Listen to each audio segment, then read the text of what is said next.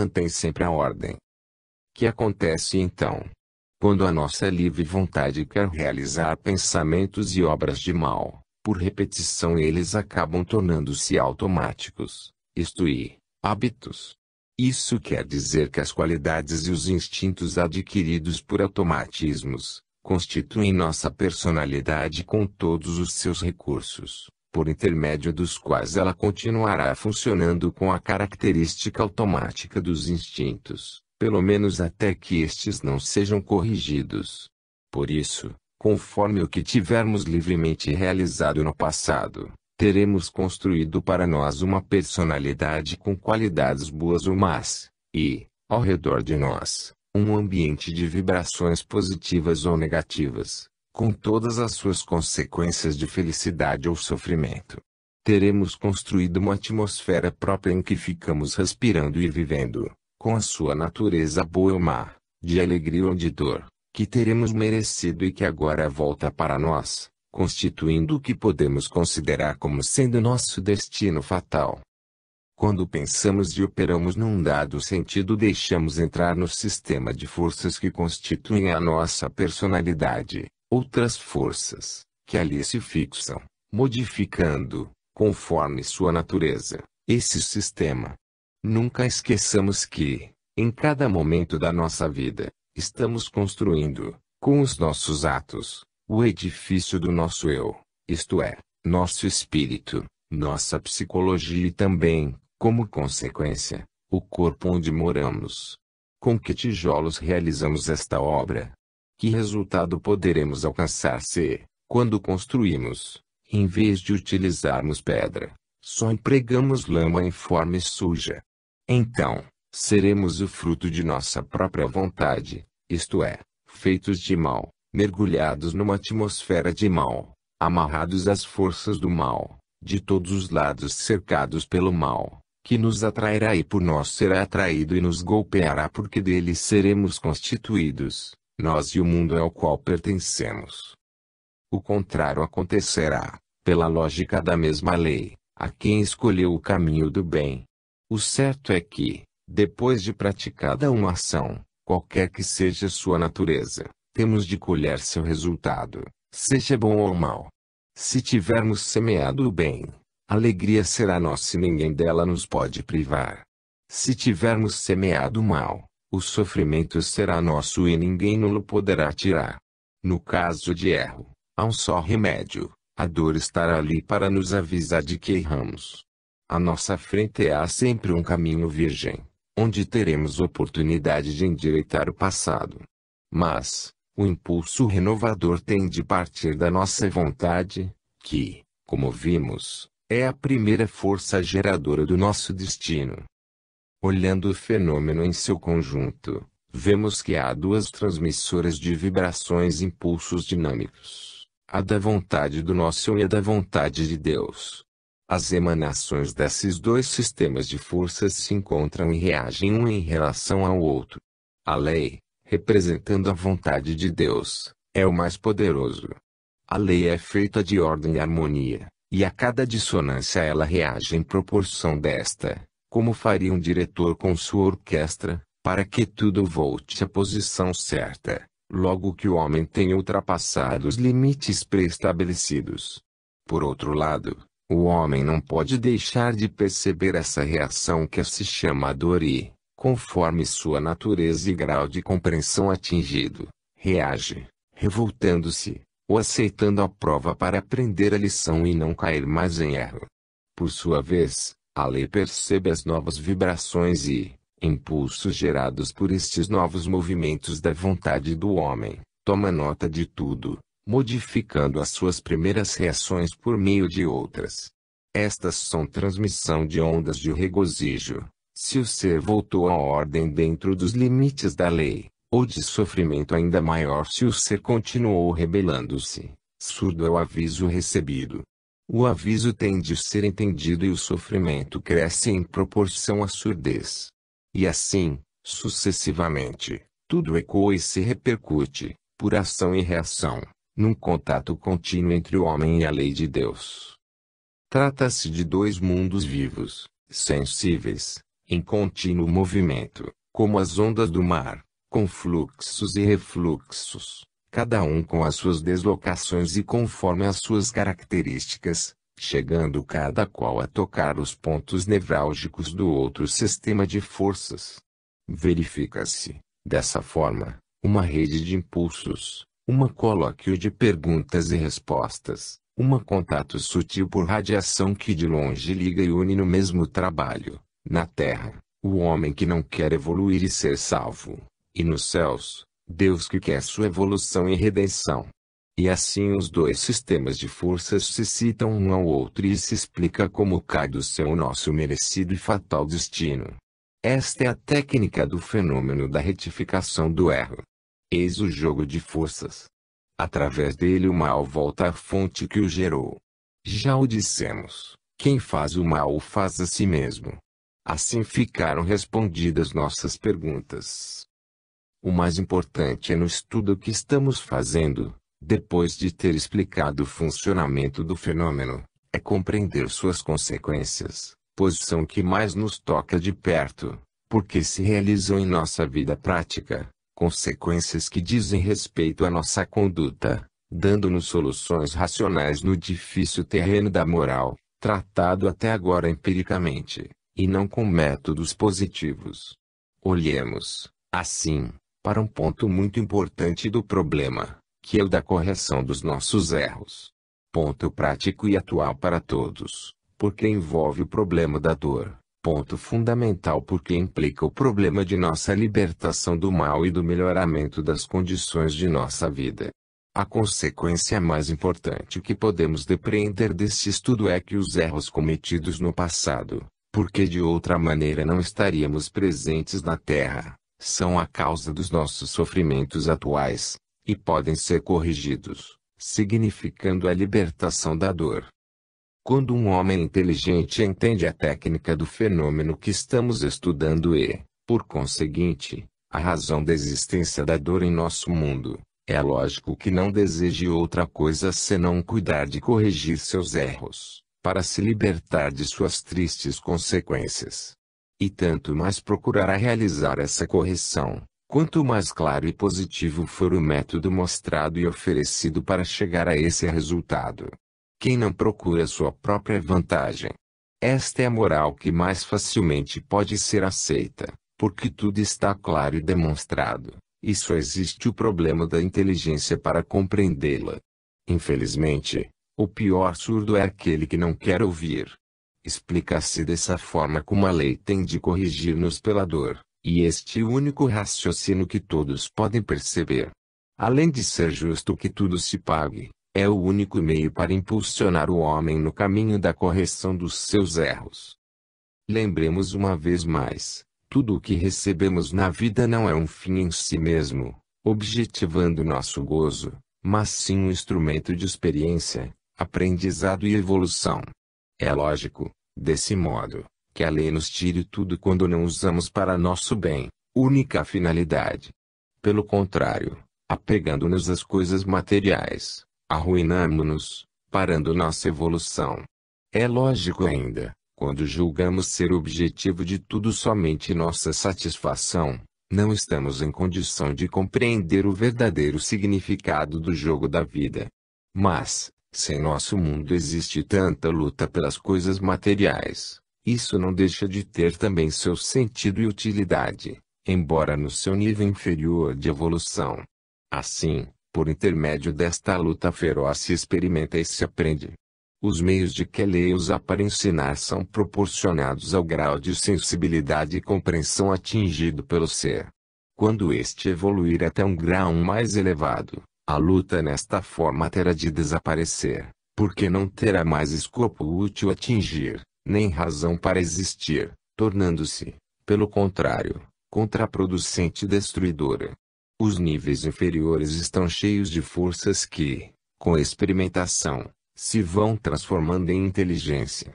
Esta vai prevalecendo cada vez mais, chegando, nos planos superiores, a substituir totalmente a força, que não é mais necessária, porque a inteligência se desenvolveu suficientemente para chegar a compreender a vantagem de obedecer espontaneamente à lei.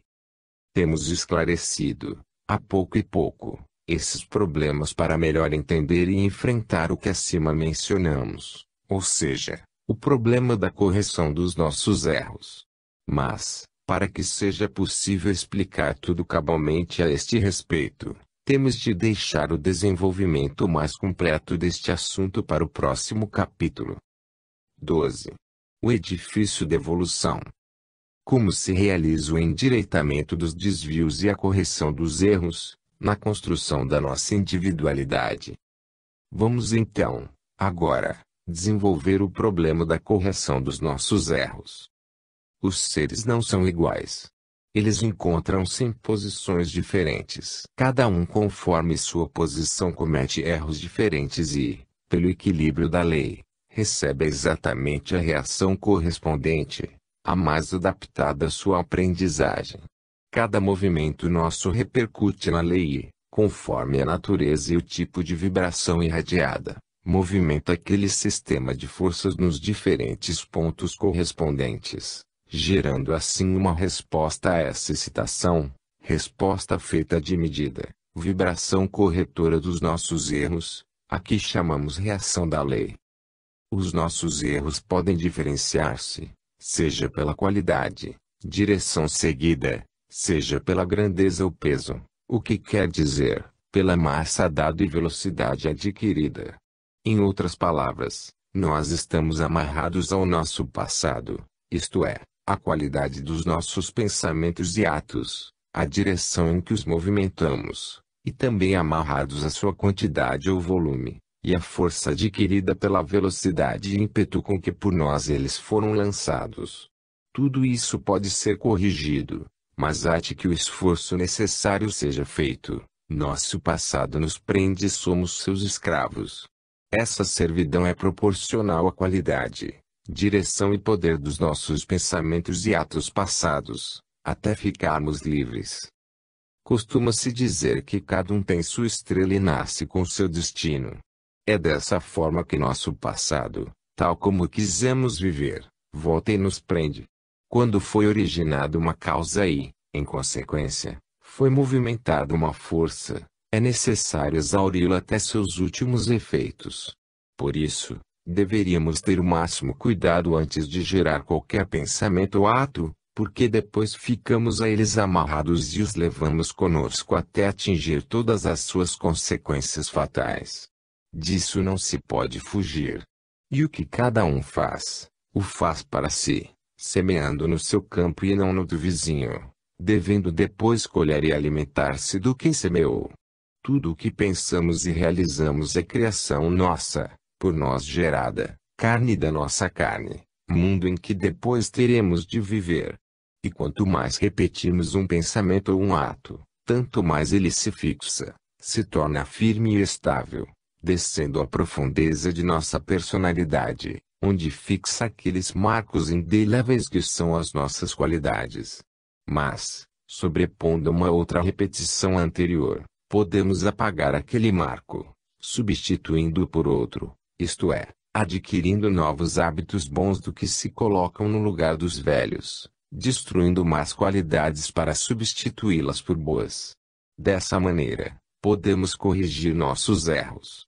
O arrependimento é bom, mas só para iniciar o novo caminho. Depois, é preciso percorrer todo este novo caminho, sem o que o arrependimento sozinho não resolve. Para corrigir o velho caminho é necessário percorrê-lo todo novamente, às avessas, em sentido contrário. Cada vida representa uma construção nova que se levanta sobre os resultados atingidos na precedente. E não é possível escolher outros alicerces. O verdadeiro objetivo da nossa existência, que é o de nos construirmos a nós mesmos, não pode ser alcançado no limitado número de experiências de uma só vida. Assim, cada vida se ergue em cima da outra, como num edifício e cada andar se ergue em cima do outro, que constitui o seu único apoio, sobre o qual não pode deixar de assentar-se. Os hábitos adquiridos representam essa base que, Ao nascermos neste mundo, encontramos já feita por nós mesmos no passado. Quanto mais esses hábitos se tenham enraizado em nossa personalidade, tanto mais ficaremos amarrados à estrutura dos andares inferiores. Na construção dos andares superiores podemos modificar aquela estrutura, mas não deixando nunca de ter em conta a construção já feita. A nova construção podemos fazê-la diferente, corrigindo erros, modificando, acrescentando, melhorando. Porém, o trabalho novo não pode ser realizado senão em função do precedente. Podemos representar este fenômeno também com outra imagem. Uma avalanche nada no começo, é apenas pequena quantidade de neve que, caindo e rolando sobre a própria neve, atrai mais neve, de modo que assim vai sempre crescendo, cada vez mais, até tornar-se terrível avalanche que tudo destrói no seu caminho. Aquele primeiro fragmento de neve é também efeito da tempestade que o gerou, e sua queda é consequência da sua posição no cume do monte. Assim também, nossos hábitos não são nada no começo. São só pequenos movimentos, sem importância, em que ninguém repara. Mas, caindo e rolando sobre o caminho da nossa vida, eles atraem outros movimentos, que com a repetição descem até a nossa profundidade, tornando-os hábitos e transformando-se, finalmente, na terrível avalanche dos nossos instintos, aos quais é difícil resistir. Acontece que, com a repetição de nossos pensamentos e atos, podemos adquirir, como numa avalanche, velocidade, maior ou menor, numa direção ou noutra. E, quanto mais velocidade adquirimos, mais somos levados a continuar no mesmo sentido, sendo então mais difícil parar e corrigir o caminho, ou seja, endireitá-lo no sentido oposto. Esta comparação nos explica o motivo pelo qual estes princípios não são aceitos por muitos, apesar de nos conduzirem à nossa própria vantagem. Sua objeção é que as leis, por nós analisadas, funcionam somente para as criaturas escolhidas que sabem vivê-las e não para os demais, simples seres comuns. Acham eles que as vantagens da evolução são usufruídas apenas pelos que conseguiram evoluir, e não por eles próprios que humildemente se declaram atrasados. Preferem assim permanecer onde estão, em poder de todos os males relativos, em vez de se movimentarem para melhorar suas condições. Chegam até a reconhecer a lógica do que estamos demonstrando, mas concordam tão somente no terreno teórico, pois consideram sua aplicação, na prática, um trabalho, uma dura fadiga, e não estão dispostos a enfrentá-la.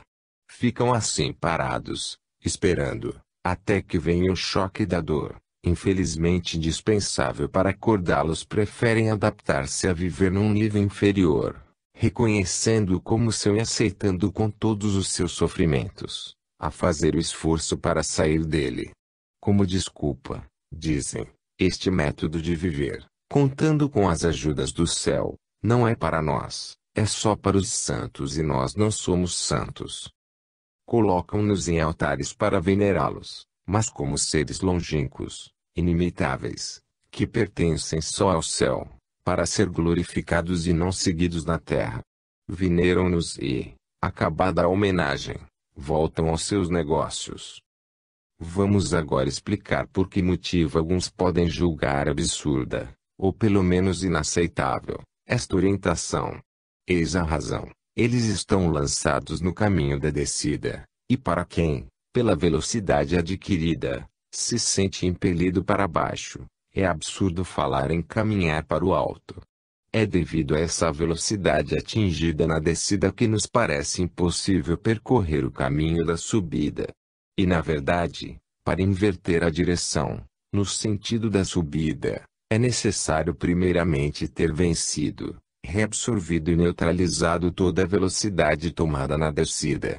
Por isso, muitas vezes, estas teorias são julgadas inaplicáveis. É como alguém, estando perto de declarar falência, julga não adiantar mais fazer economias. É a psicologia do desespero, de quem não conhece coisa alguma do amanhã, fica cego e desorientado, convencido de que nada vale trabalhar para um futuro completamente ignorado. O que vale é o presente. Escolhemos então a vantagem imediata, aproveitando-nos de tudo que chega ao nosso alcance, aconteça o que acontecer, mesmo contraindo novas dívidas. Isso porque nunca verificamos a realidade da existência de um banco no céu, que toma nota de tudo. Não sabemos se ali existe um débito ou crédito nosso e, se porventura existe, como e quando acertar as contas. Se o mundo está cheio dos que pensam assim, isso não quer dizer que esse seja um método lógico, vantajoso, recomendável. Que ajuda pode chegar do céu, se nós fechamos as portas, impedindo sua entrada. Neste caso, as leis do alto querem ajudar-nos, mas nós não as deixamos funcionar em nosso benefício. Na verdade, o desejo de felicidade neles permanece e, para satisfazê-lo, em vez de procurarem, com seu esforço, ganhar um crédito, pretendem antes alegrias, aumentando sempre mais o seu débito, isto é, aumentando a sua velocidade no caminho da descida, como acontece com o alcoólatra beber sempre mais, e com o toxiômano, a intoxicar-se cada vez mais até a destruição de si mesmo. Este é, de fato, o ponto onde automaticamente termina o caminho da descida. Disso se deduz que grande valor representa para nosso bem o fato de possuirmos uma orientação, porque não somente ela nos conduz à salvação, como também nos liberta do fracasso espiritual. Eis o motivo pelo qual estamos conversando. Existe um paraíso para todos, mas a maioria não quer realizar o esforço de subir até ele. Não há escapatórias. Esta é a lei de nossa vida, e desta maneira ela funciona em nosso nível. Assim, enquanto permanece o desejo de felicidade, vamos merecendo sempre mais sofrimento, porque a velocidade adquirida nos leva sempre mais para baixo. A felicidade que alcançamos por meios ilícitos ou atalhos, para escapar à lei, não é o salário merecido de nosso trabalho, mas sim um roubo, algo conseguido fraudulentamente. E julgamos-nos inteligentes e hábeis quando conseguimos realizar isso. Acreditamos ser inteligentes por ter imaginado enganar a lei. Mas, isto é astúcia, é inteligência dos loucos, porque não se pode enganar a lei. Este é um raciocínio às avessas, porque o engano sempre volta sobre o enganador. Significa disparar uma arma contra si mesmo. Não se pode evadir da justiça de Deus. O dia da prestação de contas acabará por chegar, tudo terá de ser pago. Que acontece então? Acontece o que vemos no mundo, desastres. Eles, de fato, representam o ponto final da queda da avalanche. Eis onde acaba a grande sabedoria dos astutos deste mundo. Assim, a loucura humana fica enquadrada dentro da perfeita lógica da lei. Estamos aqui tecendo uma rede de conceitos e armando um edifício de fatos para explicar e demonstrar estas verdades. Nos meus livros, o ponto de partida são as teorias, para chegar depois às suas consequências práticas. Nestas palestras, o ponto de partida é a realidade de nossa vida, que se torna compreensível quando é explicada por aquelas teorias. Podemos assim entender quanto o jogo é complexo, se olharmos em profundidade.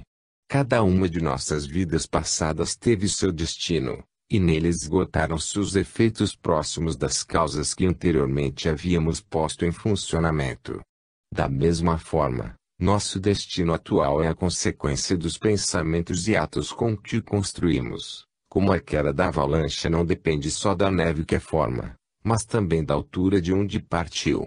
Ao mesmo tempo, esses pensamentos e atos foram por sua vez a consequência de hábitos adquiridos através dos pensamentos e atos das vidas precedentes. Tudo, em cada momento, é efeito e causa ao mesmo tempo. É fruto do passado e semente do futuro. Até que nosso impulso anterior não se esgote, ou nosso caminho não esteja endireitado, nossos pensamentos e atos serão determinados pelos nossos hábitos e instintos, como os construímos no passado. Com os pensamentos e atos atuais construímos os hábitos e instintos futuros, que dirigirão nossos pensamentos e atos de amanhã. E com estes, por sua vez, construiremos nossa personalidade de depois de amanhã, e assim sucessivamente. É assim que estão acorrentados à mesma cadeia os diferentes momentos da construção de nós mesmos, ou os degraus sucessivos da evolução do nosso eu. Cada degrau apoia-se sobre o precedente. Aí de quem começa a resvalar ao longo da descida e a tomar velocidade nesse rumo. Quanto maior for a velocidade adquirida, tanto mais difícil será parar e mudar a direção do caminho. O contrário acontece para quem tomou a estrada da subida. Na economia do céu não há inflação monetária, porque o valor da moeda está sempre sustentado por uma reserva de ouro infinita, que é Deus. Assim, vale a pena fazer economias, porque no banco de Deus, nunca há perigo de desvalorização. Elas ficam sujeitas a um juro composto, que representa uma tendência a fazer crescer sempre mais o capital. Tudo isso ajuda na subida, que assim se torna cada vez mais fácil, enquanto a velocidade na descida tem, da mesma forma, seus juros compostos, às avessas, isto é, no sentido de dívida e não de crédito. Encontra-se, assim, nas duas direções opostas a mesma tendência para a aceleração, cada uma dirigida para o seu ponto final, a salvação para quem sobe e a destruição para quem desce. Cabe a nós escolher o caminho. 13. O funcionamento da lei. A loucura dos astutos e a invencibilidade da lei. Os que têm fome e sede de justiça serão fartos. Afirmamos até agora não somente a presença de uma lei que dirige os fenômenos do universo e também os da nossa vida e conduta, mas estudamos ainda a técnica do funcionamento dessa lei e o modo como é possível corrigir os erros do passado. A sabedoria e perfeição da lei manifestam-se também na capacidade de recuperação, a qual deixa o ser livre para experimentar as consequências do mal e lhe permite, desse modo, adquirir uma sabedoria sempre maior e assim reconstruir o que ele na sua ignorância destruiu. Essa lei é universal e tem de estar presente, funcionando em todos os pontos do universo, tanto mais quanto este, na sua evolução, já chegou aos níveis da vida, da inteligência e do espírito. Essa lei é verdadeira tanto para os indivíduos como para os povos, rege não só o destino a ser construído pelo homem para si mesmo, como o desenvolvimento da história, na qual se vai realizando o destino que a humanidade, com a sua conduta no passado, deu origem ao presente e consequentemente ao futuro. O conhecimento do funcionamento da lei nos oferece, não somente a chave para compreender o jogo complexo de nossa vida, mas, seguindo a lógica da mesma lei, oferece ainda o meio de prever aquilo que, como efeito do passado, nos está esperando e nos permite corrigir o que estiver errado, ajudando-nos a voltar para o caminho certo, avançando, assim, sempre mais bem orientados. Observando qual foi, e atualmente é, a conduta de cada um e da sociedade humana no seu conjunto, é fácil prever o que nos espera no futuro. Parece que o esforço do homem se dirigiu unicamente no sentido de se rebelar contra a lei, havendo usado sua inteligência sobretudo na busca de escapatórias para fugir às suas sanções, que foi semeado no passado. E então, que se pode colher? Alguns se consolam dizendo, o inferno não existe, e acreditam dessa maneira ter destruído o poder de reação da lei, que os incomoda. Assim, ser-lhes-ia possível fazer tudo o que quisessem, sem ter de pagar nada. Descoberta maravilhosa. Porém, vejamos, se a ideia do inferno, tal como concebido no passado, foi produto da forma mental da Idade Média, e se a evolução da inteligência humana superou essa ideia, ela não representa senão um modo de conceber o fenômeno indestrutível da reação da lei, fenômeno que, assim, persiste ainda quando consideremos de forma racional e científica. Poderemos, então, dizer que o inferno, no sentido em que foi concebido no passado, não existe, Mas com isso não se pode crer que fique anulada a reação da lei, necessária para manter aquele equilíbrio, ou seja, sua justiça. Temos de conceber o inferno de outra maneira, mas isso não significa negá-lo, nem que ele deixe de existir para quem o merece. Em outras palavras, não há evolução de pensamento que possa admitir que alguém deixe de pagar todo o mal por ele praticado. É interessante observar a atitude do mundo perante a lei. O homem a enfrenta com a psicologia do seu plano de existência, em forma de luta para vencê-la, como se se tratasse de um patrão egoísta e inimigo, contra o qual é preciso rebelar-se, entendendo que são hábeis os que conseguem triunfar, quanto fracos e desprezíveis os que se deixam escravizar. Mas, na realidade, tudo é diferente. Procedendo assim, o homem agride o seu maior amigo que é a lei, afasta-se de Deus, que é a sua própria vida, rebela-se contra aquela harmonia, no qual, somente, pode consistir sua felicidade. Quão estranho ver como os grandes astuciosos da terra julgam ser possível lograr a Deus, e na sua ignorância se lançam eles próprios na armadilha construída com seus enganos. Isto porque não há inteligência nem má vontade que possa conseguir subverter a ordem e paralisar a justiça de Deus.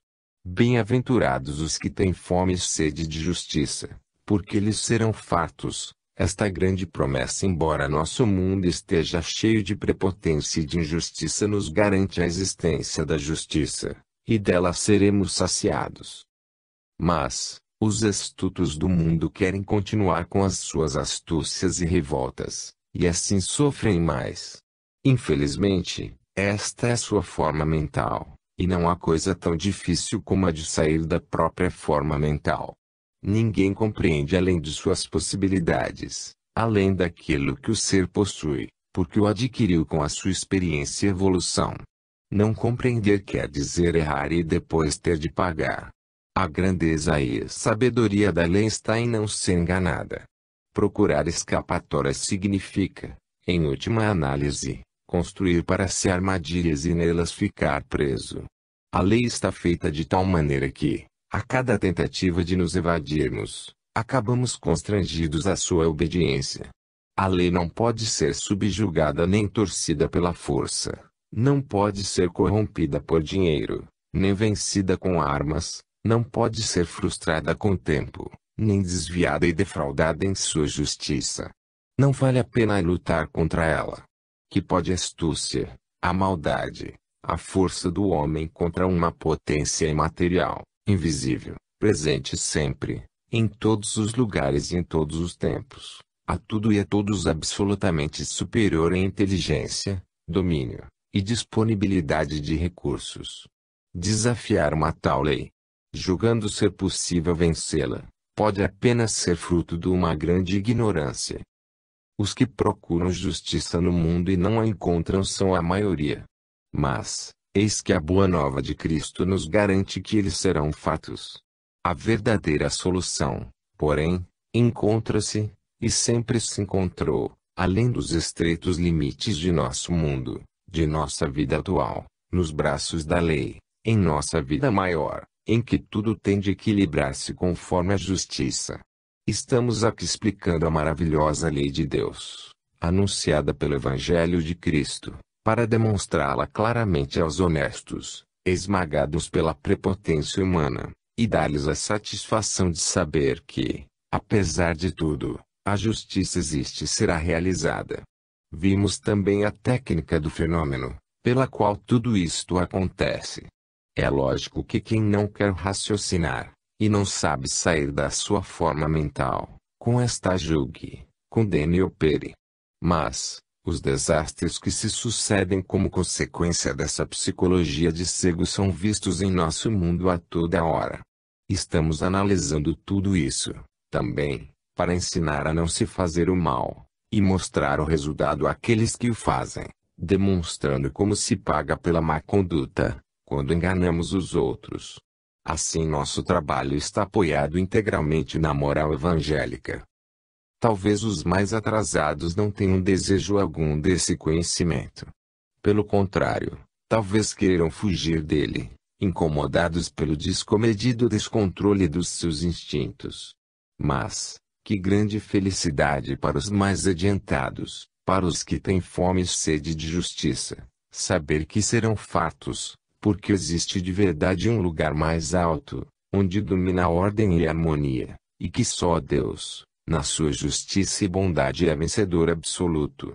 Que felicidade saber que quem verdadeiramente manda, porque está acima de tudo, é essa a lei, inatingível aos assaltos humanos, invulnerável perante todos, inalterável e indestrutível para sempre.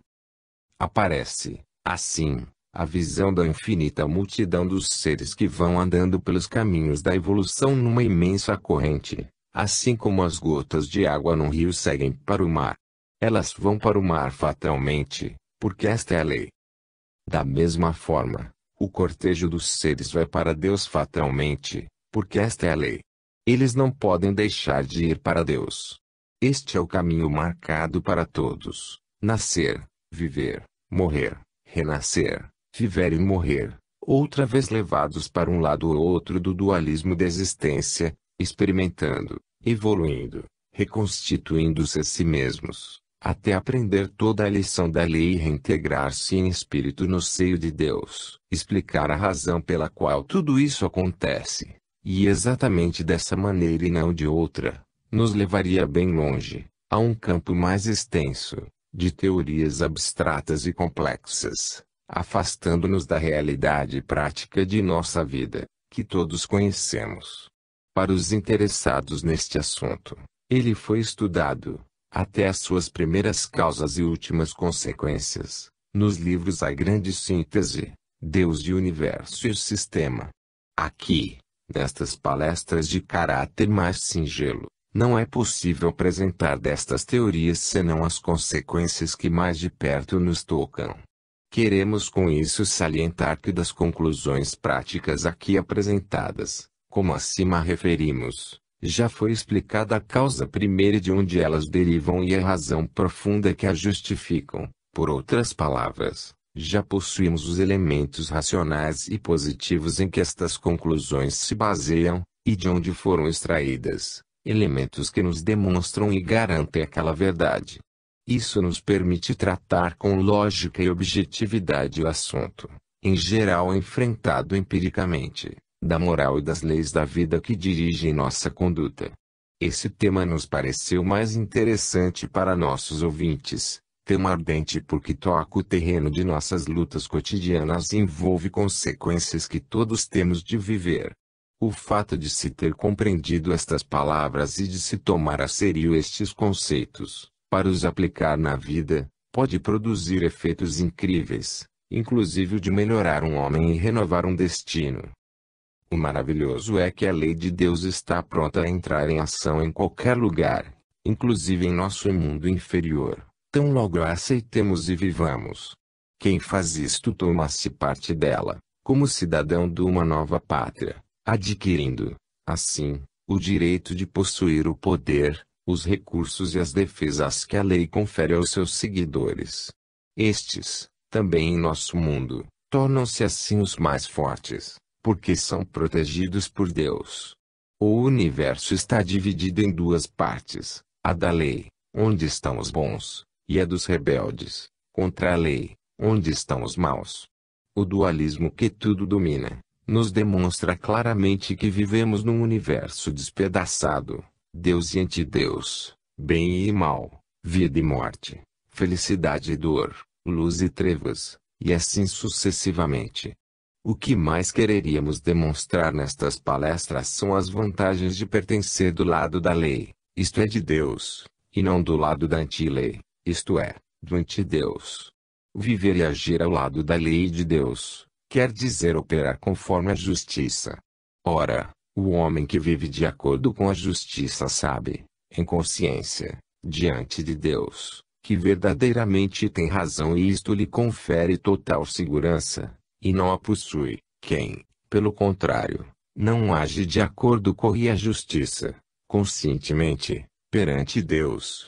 Essa consciência íntima de estarmos limpos, cumprindo um dever, constitui nossa força, força que nos faz vencer. Essa convicção profunda, de que a justiça tem de triunfar quando somos justos, nos dá a certeza da vitória. Deus protege os justos, eles merecem sua proteção.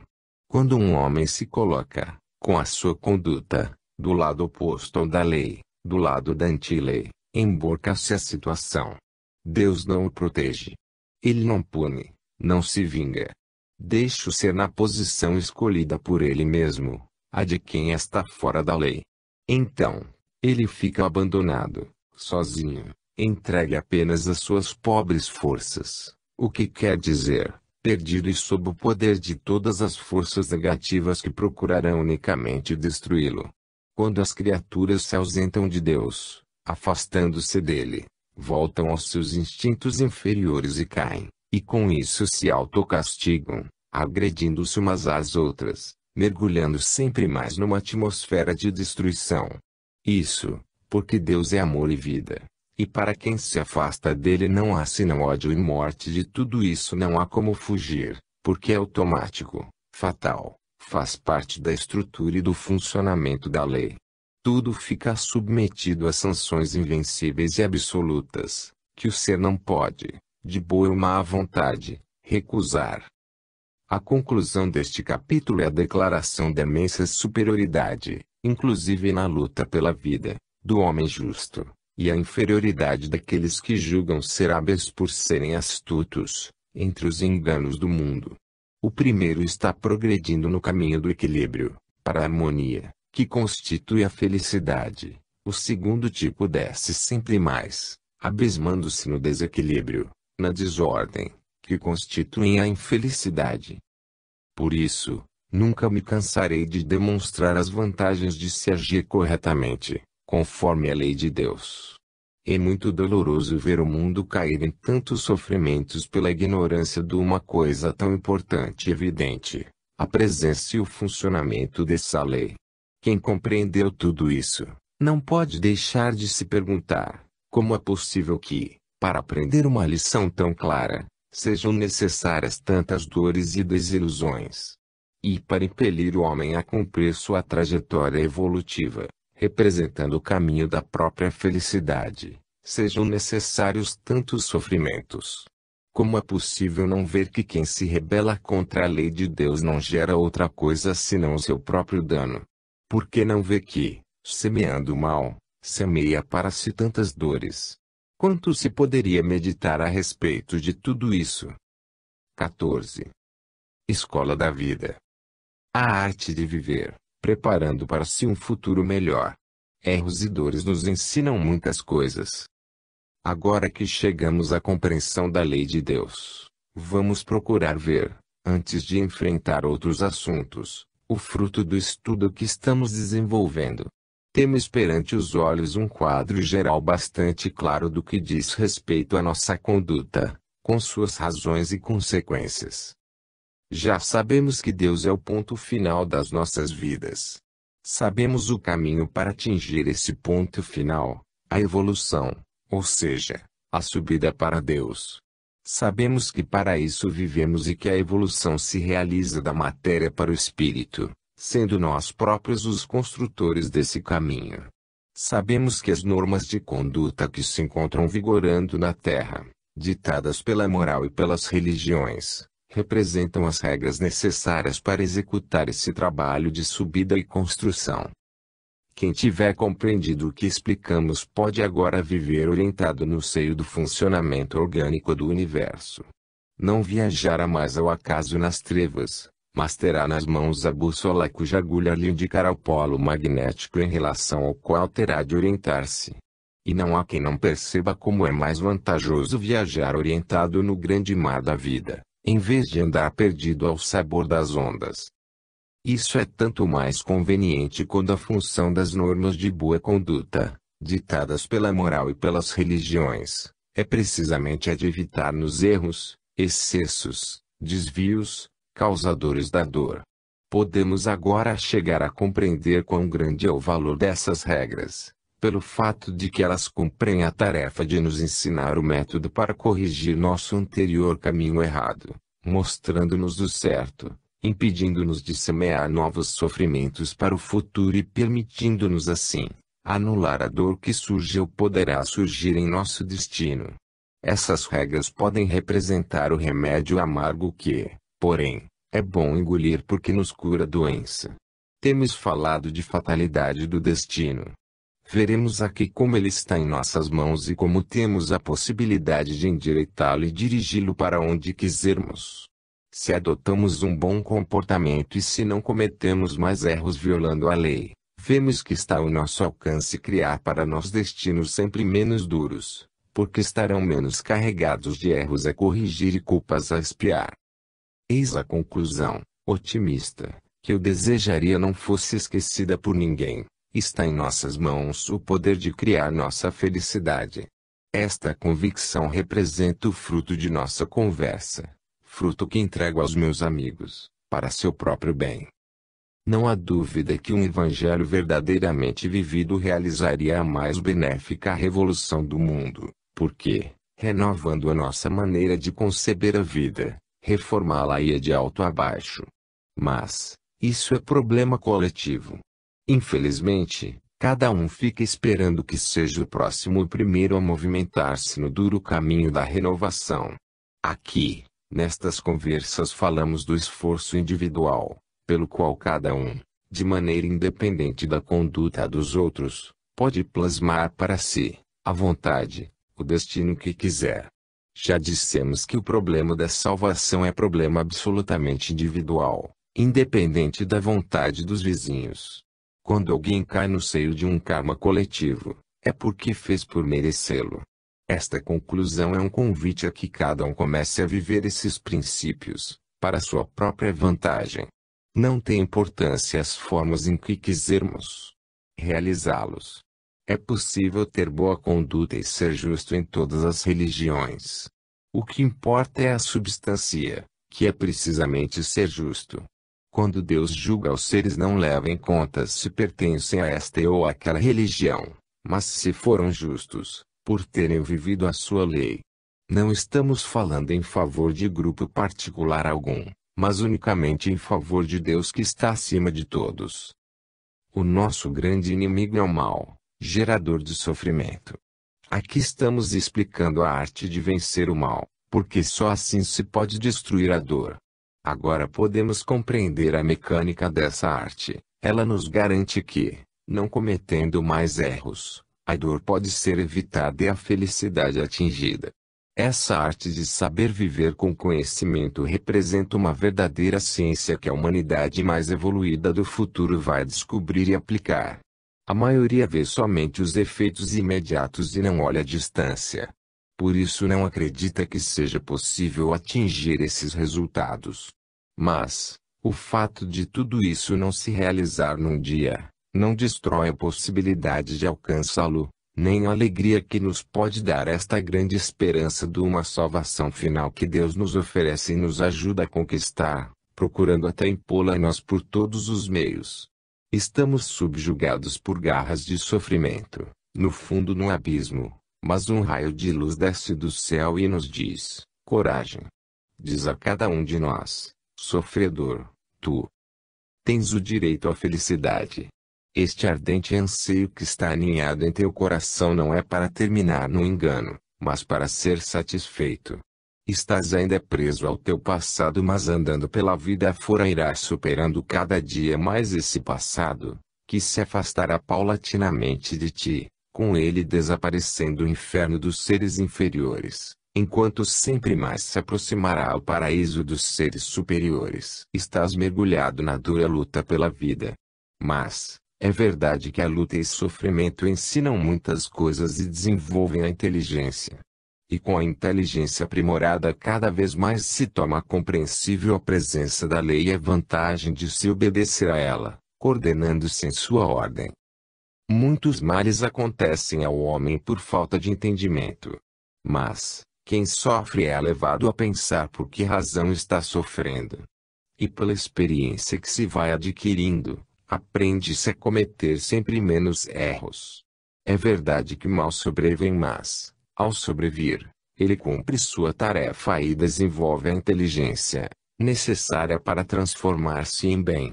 Ao mesmo tempo, a criatura descobre os caminhos que levam à felicidade. Quando o homem faz o mal, o faz por ignorância, pensando que prejudicando seu próximo pode beneficiar-se, sem saber que, pelo contrário, só consegue prejudicar-se. Por isso, é um dever esclarecer os mistérios, iluminar as mentes e orientar o próximo. Ficar na ignorância significa permanecer nos níveis mais baixos da vida, cheios de erros, ferocidades e sofrimentos. Dizer que não podemos saber é abandonarmos-nos à preguiça de não querer usar os meios da inteligência que Deus nos deu para subirmos o monte da evolução, no cume do qual Ele nos espera. Deixar de abrir os olhos para ver e fazer pesquisas, para compreender e instruir-se, é parar inerte perante o mistério, sem desejar e procurar descerrar as portas fechadas do desconhecido. Tudo isto significa não querer conquistar uma vida melhor, próxima de Deus. Dizer, como muitos o fazem, que os grandes problemas do ser não são solúveis, significa querer aceitar para sempre uma condição de inferioridade dolorosa, cheia de males e perigos. O tato de não se ter interesse nesses problemas é declarar o fracasso da inteligência, é renunciar ao progresso e perder toda a esperança de salvação. Que acontece então? São muitos a buscarem somente vantagem imediata, satisfação efêmera, aconteça depois o que acontecer. Poucos sabem alguma coisa a respeito desses problemas, com a necessária certeza. Só consideram positivo o que podem agarrar com as mãos. Isto é que se acredita ser a única e verdadeira realidade, a da vida prática, aquela em que o mundo crê, rindo-se dos sonhadores de realidades mais longínquas que escapam à maioria, porque estão situadas além do alcance limitado de seus olhos míopes. Mas, estas outras realidades existem. Amanhã teremos, pela evolução, de chegar até lá, e então nada fizemos para enfrentá-las. Ignorar as últimas finalidades da vida significa ignorar nossa própria vida no futuro, que embora longínquo, não pode um dia deixar de tornar-se presente. Que poderá acontecer conosco, se nada tivermos feito para prepará-lo? Assim, muitos furtam porque não veem que depois, mais cedo ou mais tarde, tende a acabar na cadeia. Abusam dos gozos materiais porque não veem que depois chega a doença. Esmagam o próximo porque não pensam que este acabará rebelando-se e vingando-se, e assim por diante. A leviandade e a imprevidência não nos podem levar senão ao erro, que depois é necessário pagar. O desenvolvimento e o esforço da inteligência criam as civilizações. Hoje mesmo vemos o que tem produzido a ciência e como, a fim de viver nas novas condições de vida por ela criadas, é necessário, para dirigir as máquinas modernas, muito de inteligência e nada de ferocidade. Este é o primeiro passo para a espiritualização consciente. O problema é o de nos civilizarmos. Costuma-se hoje insistir muito na solução dos problemas sociais. Mas, a solução destes não é só problema coletivo, é antes a soma das soluções dos problemas individuais. Se quisermos progredir, é necessário começar, antes de tudo, a tomar esta direção, cada um por sua conta. E a vantagem virá primeiro para quem primeiro o fizer. Procuremos conquistar nós mesmos as virtudes, antes de exigi-las do próximo. Tudo está sempre regido pela justiça de Deus. Assim, se caímos vítimas dos outros, não somos na realidade vítimas deles, mas, sim, unicamente, de nós mesmos, dado que merecemos. Os outros não são senão instrumentos de Deus, que os utilizou para cumprir sua justiça.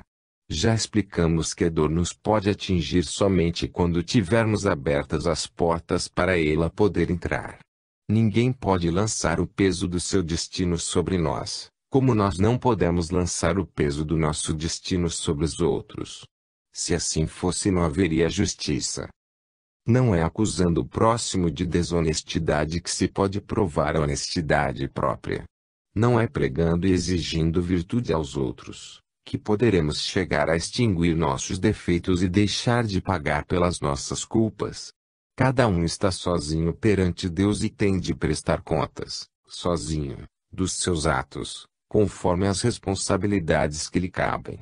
Podemos ficar tranquilos, pois ninguém pode fazer-nos mal algum que já não esteja dentro de nós, por nós bem merecido, por termos sido os primeiros a querer realizá-lo.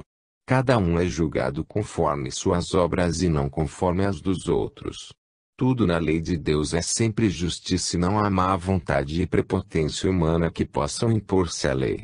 O que reina é soberano, apesar das aparências do momento, é sempre a justiça, que equivale e resolve a nossa posição perante Deus. Julgue o mundo como quiser, porque em todos os casos ninguém pode fazer nada mais que não seja a vontade de Deus.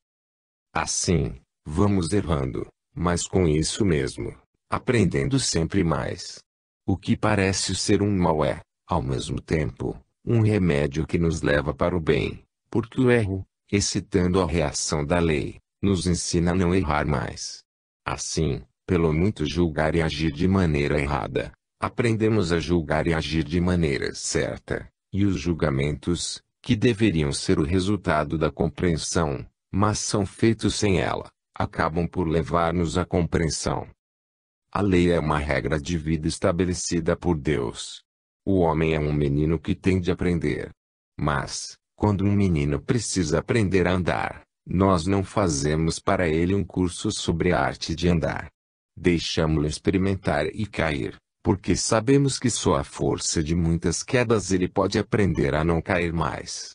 O homem precisa, não de aulas teóricas, mas de um conhecimento pessoal, atingido com seu esforço, fruto da sua experiência direta. A escola é automática, é o natural conteúdo da vida. Desenvolve-se, assim, a inteligência necessária para compreender qual é a regra que rege os nossos movimentos, o prejuízo de não a observar e a vantagem de segui-la.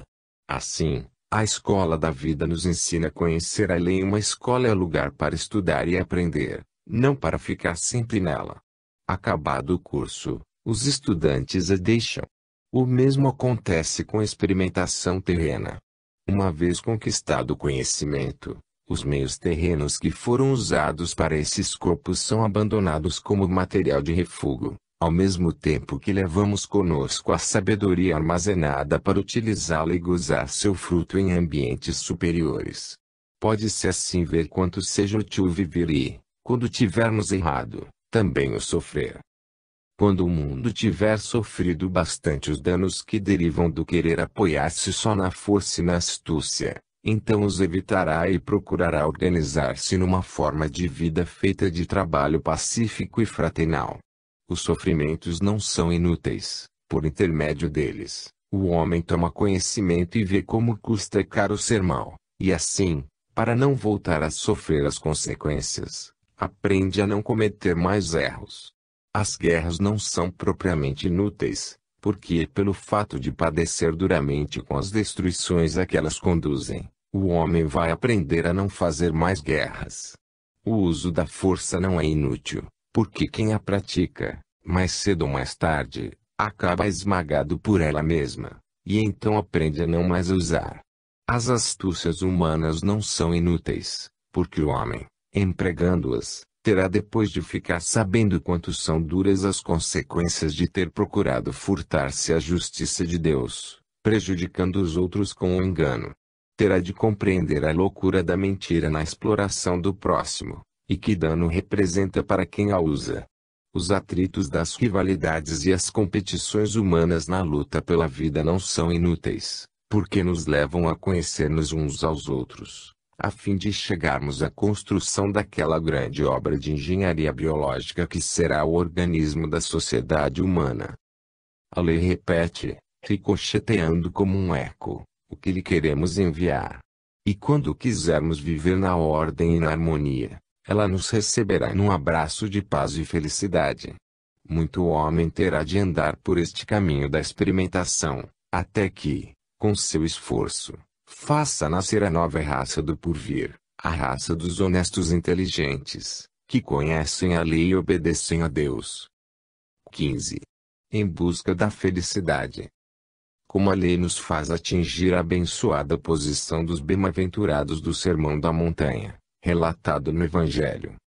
Se quisermos resumir em 2 palavras o assunto que foi desenvolvido até agora nestes capítulos, poderíamos dizer que falamos da lei. Temos falado